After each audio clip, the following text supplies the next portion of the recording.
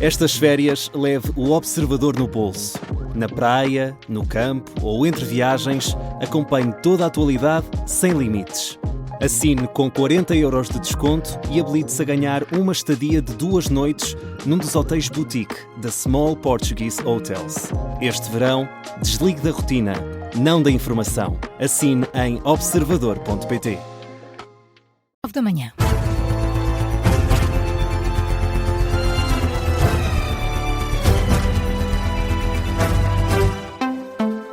Começamos este jornal com o acesso ao ensino superior. Vai haver vagas adicionais para os alunos que tenham sido prejudicados na fase de candidatura por causa das falhas na correção de exames. É uma promessa do Ministro da Educação. E revelada pelo bastonário da Ordem dos Advogados, depois de uma reunião com Fernando Alexandre, em declarações ao canal Now, João Maçã explica que recebeu a garantia do próprio Ministro de que o princípio da igualdade vai ser salvaguardado e dá exemplos. Uma das coisas que me foi dita pelo Sr. Ministro foi que haveria, em caso de alguém ter, por força desta falha do sistema, ser impossibilitado de concorrer na primeira fase de acesso ao ensino superior, poderia haver a abertura de vagas adicionais. Ou seja, mesmo que, imagina, a pessoa queria concorrer à medicina, numa de qualquer universidade, não havia vagas na segunda fase em que ela vai concorrer. O que o Sr. Ministro disse é, se verificar que ela tem nota para entrar, se estivesse a concorrer na primeira fase, mesmo que não haja vagas, vai ser criada uma vaga adicional. Tudo por causa do atraso na por causa do atraso, o problema notas. Das reapreciações, o problema dos exames que não aparecem, faltam folhas ou não faltam folhas. Parece-me que, com esta garantia, se realmente se vier a concretizar, ninguém será verdadeiramente prejudicado. A Ordem dos Advogados, que chegou a defender a suspensão do Concurso Nacional de Acesso ao Ensino Superior por temer estar em causa precisamente a igualdade de oportunidades dos alunos, perante esta preocupação pediu uma reunião ao Ministro da Educação, sendo que o bastonário sai mais descansado deste encontro. Hoje também termina o prazo de candidatura ao Concurso Nacional de Acesso ao Ensino Superior, a primeira fase, com mais inscritos do que em toda a primeira fase do ano passado. Junta-se a nós agora em direto neste Jornal das 9, Luís Loures, é o Presidente do Conselho Coordenador dos Institutos Superiores Politécnicos. Luís Loures, muito obrigada por estar connosco. Bom dia. Esta possibilidade da criação de vagas adicionais para o ensino superior é uma medida que pode garantir, de facto, a igualdade de oportunidades dos alunos depois das falhas que se verificaram nos exames nacionais? Sim, bom dia. Bom dia. Eu acho que esta medida é uma medida que vem garantir equidade para situações que são situações muito pontuais. Obviamente nós depois tendemos a focar-nos no pormenor e no detalhe, mas estamos a falar em casos muito pequenos, muito, eu vou dizer, circunscritos, e que efetivamente é importante que a tutela dê esta garantia de que nenhum estudante, nenhum candidato será prejudicado por situações que não dependem de si próprio, ou seja, uma prova que não aparece, uma correção que não foi feita, uma reapreciação que não foi feita a tempo, que o aluno tenha a garantia de que não vai ser prejudicado. Eu acho que todo o sistema de ensino superior está de acordo com isso, e a criação de vagas adicionais carece naturalmente da autorização da tutela, e se o Sr. Ministro disse isso, acho que as instituições estarão cá para dar resposta a essa necessidade, porque, como disse, serão situações muito pontuais, não estamos a falar de um número muito significativo de casos. Obviamente depois estes são aqueles que são mais mediáticos, mas estamos a falar de um número muito, muito pequeno de situações. E, portanto, e no caso dos politécnicos, haverá toda a capacidade para acomodar essas vagas adicionais, porque, como diz, serão pequenas, será um número... Deixe-me dizer isso já acontece. Já acontece todos os anos. Normalmente as pessoas, depois, como o conhecimento geral não é tão profundo, se calhar, como nós achamos que é, esta situação acontece todos os anos. Por exemplo, 2 alunos que concorrem e que são colocados num mesmo curso que tem X vagas e são colocados, o último colocado tem a mesma nota. Às vezes acontece haver 4 alunos com a mesma nota e é obrigatório criar 3 vagas adicionais para aqueles alunos, nenhum deles ser prejudicado, porque têm a mesma nota de candidatura, a mesma situação, e as vagas acabaram ali, não é? Imagine, 30 vagas. E o 30º, o 31º, o 32º e o 33º têm exatamente a mesma nota. São colocados todos. E o Ministério cria 3 vagas adicionais. Agora, neste caso será por situações extraordinárias. Mas as instituições estão mais do que preparadas para fazer isso, e as universidades politécnicas têm efetivamente toda a flexibilidade para acolher estas alterações que, como lhe disse, serão seguramente pontuais. E, portanto, nada de mais, apenas a normalidade também aqui na excepcionalidade. Deixe-me dizer-lhe isso. O que eu acho que é muito importante registar nesta fase, e o Conselho Coordenador dos Institutos Superiores Politécnicos, agora Universidades Politécnicas, congratula-se muito porque esta foi uma medida e foi uma proposta nossa. Nós fizemos uma proposta específica de alteração legislativa para que passássemos a ter apenas um exame como prova específica de ingresso, e os resultados estão à vista. Voltámos a ter número de candidaturas muito próximo de anos anteriores, quando tínhamos batido o recorde. Temos um crescimento de mais de 10%, ainda estamos no último dia de candidaturas, mas já temos um crescimento de mais de 10% face ao período homólogo do ano passado, e é isso que apraz registrar.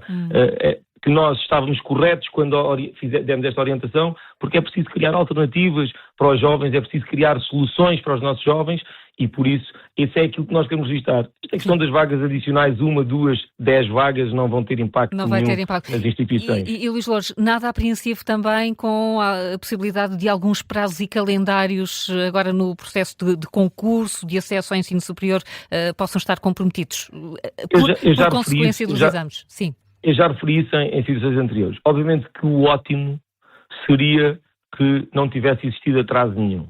Mas nós, há 4 ou 5 anos atrás, tínhamos situações exatamente iguais a estas e que foram sendo alteradas para melhoria e para causar o menor impacto possível aos alunos que eram colocados na segunda fase. Este ano, por situações excepcionais, vamos ter que adaptar os calendários.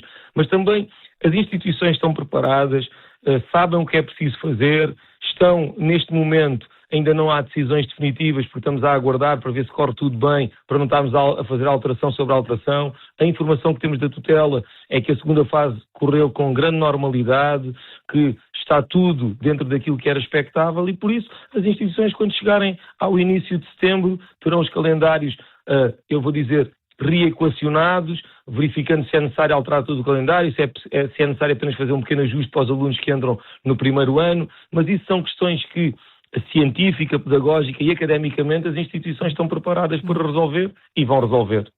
Sem impacto para os alunos, que isso é que é importante. Eu disse isso numa entrevista há pouco tempo. Aquilo que as instituições de ensino superior vão garantir é que estas alterações, que são necessárias, não têm impacto naquilo que é o processo de ensino-aprendizagem dos estudantes. Isso é aquilo que nós queremos garantir. Porque eu posso obviamente, há 20 anos atrás, quando entrei no ensino superior, os alunos que eram colocados na segunda fase, quando chegavam, o semestre já ia a meio.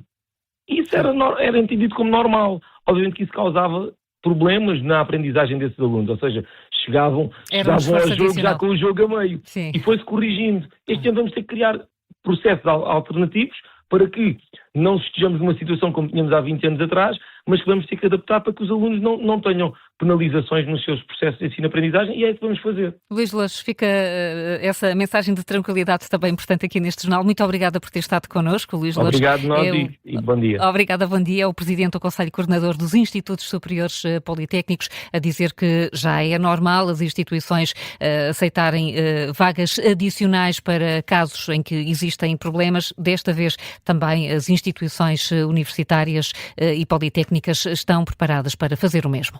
O PS está disposto a segurar o governo durante pelo menos mais um ano. O Observador sabe que José Luís Carneiro não quer precipitar uma crise política e prefere, neste momento, apostar no desgaste da imagem do Primeiro-Ministro. Mesmo com as mini-crises no governo a avolumarem-se, com os casos da educação e também do Ministro da Administração Interna, o PS faz o plano para o próximo ano político sem sobressaltos. O secretário-geral socialista, José Luís Carneiro, entende que este é um tempo que exige cautela e, por isso, não pretende tão cedo derrubar o executivo da AD. Miguel Gato. Até para não ficar com o ónus de ser o partido que inicia crises políticas, como acabou por acontecer com o anterior líder do PS, Pedro Nuno Santos, de lembrar que os socialistas votaram contra a moção de confiança apresentada por Luís Montenegro em 2024. O país foi para eleições em maio do ano passado e o Partido Socialista acabou por cair para a terceira força política em número de deputados no Parlamento. Portanto, apesar dos casos que têm surgido no governo, governo, o PS não quer cometer o mesmo erro, prefere continuar o caminho de desgaste prolongado do Executivo e da imagem do Primeiro-Ministro, e para preservar a imagem da oposição responsável e de modo a evitar também ser apontado como o autor moral da queda do governo, os socialistas admitem mesmo a viabilização do Orçamento do Estado para 2027, como aconteceu no ano passado, e também já têm a posição definida para eventuais moções que sejam apresentadas no Parlamento para derrubar o governo. Querem votar contra. São informações apuradas pelo Observador, que sabe ainda que o Partido Socialista espera um Presidente da República vigilante e interventivo em todo este processo. Miguel Gato, com os planos do PS para 2027, José Luís Carneiro não quer crises políticas na próxima sessão legislativa. O editor adjunto de política do Observador, Miguel Santos Carrapatoso, diz que o Partido Socialista aposta nesta estratégia de desgaste porque vê o governo com várias dificuldades. Quando vês o teu adversário a cometer um erro, não o interrompas. E, portanto, o Partido Socialista percebe que o governo está com muita dificuldade em gerir os vários dossiês que queimam, uns estruturais, como os problemas na saúde, ou o aumento do custo de vida, e outros dossiês que, aí sim, resultam de erros cometidos, no caso de Fernando Alexandre, ou de pecadilhos cometidos noutras vidas, no caso de Luís Neves. E, portanto, o Partido Socialista sabe ou pressente que o governo e que Luís Montenegro dificilmente terá uma terceira oportunidade para deixar uma primeira boa impressão. Miguel Santos Carrapatoso, na história do dia de hoje. No entanto, na semana passada, em entrevista à Rádio Observador, José Luís Carneiro sublinhou que não teme eleições legislativas caso esse cenário venha a concretizar-se. E pode ler mais sobre os planos do PS para o próximo ano. O artigo faz esta hora manchete no site do Observador. São 9h11, já a seguir o explicador sobre o aumento das apreensões de droga em Portugal e o combate ao narcotráfico. Primeiro, Carla, que outras notícias marcam esta manhã? Pelo menos 6 pessoas morreram e 30 ficaram feridas em novos ataques da Rússia à Ucrânia. Várias cidades foram atingidas numa semana marcada por intensos ataques russos, sobretudo a Kiev. Donald Trump afirma que pretende assinar um acordo com o Irão do que prolongar a guerra e continuar a matar pessoas, numa altura em que o Irão diz ter chegado a um entendimento com Omã sobre uma nova rota marítima no Estreito de Hormuz.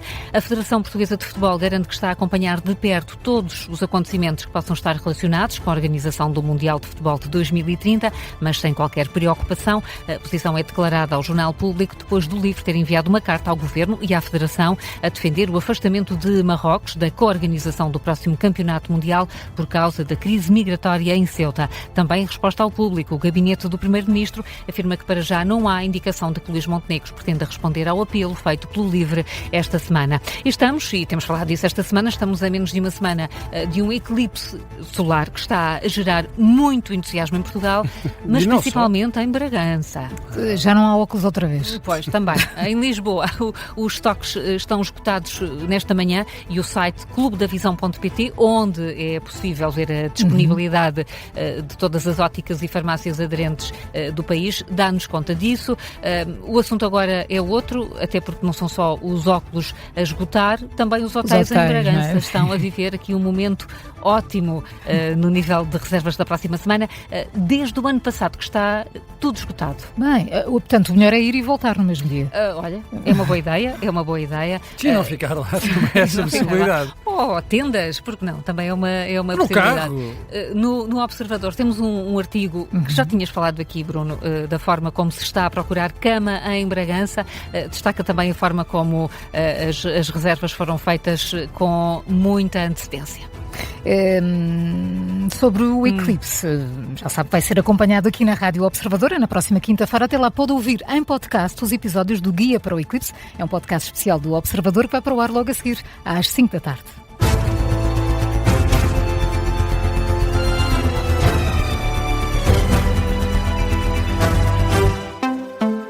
Este programa tem o apoio de BetClick.